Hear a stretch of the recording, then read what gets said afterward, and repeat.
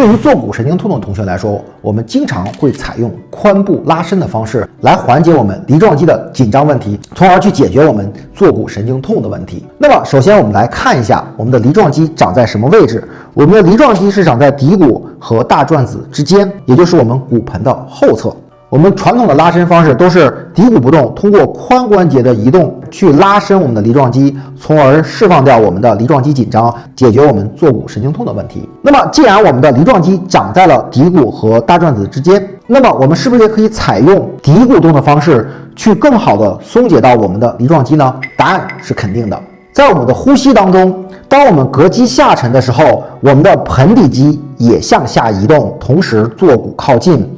带动我们的骶髂关节移动。当我们呼气的时候，我们的坐骨打开，盆底肌上升，同时也会伴随我们骶髂关节的运动。那么我们就可以在一个特定位置上做呼吸练习，通过骶骨的移动来松解掉我们的梨状肌。保持我们双腿打开，手肘支撑，让我们的脊柱来到一条直线上。此时，当我们的双膝下压的时候，会让我们股骨产生一个内旋的力量，微微的卷一点骨盆，然后把我们的枕骨向上提，上背部饱满，让我们的胸廓和骨盆保持对位，手肘双膝下压，吸气到胸腔和肋骨两侧，呼气的时候，大腿有一个内旋下压的力量，同时感受到我们腹部的收紧。好，在这里我们可以做10到15个呼吸，做2到3组即可。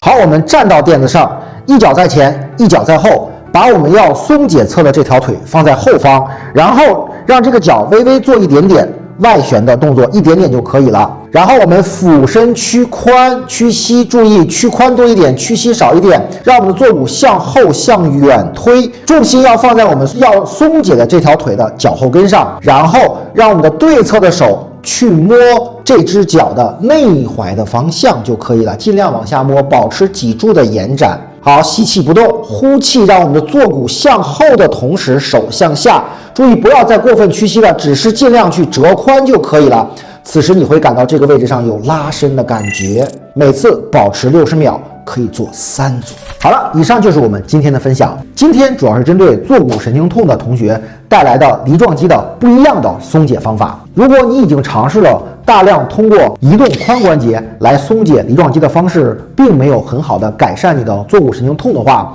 不妨按照上述的思路去尝试一下，也许会为你带来意外的惊喜和收获。关注老王，做深度思考研究，我们下期再见。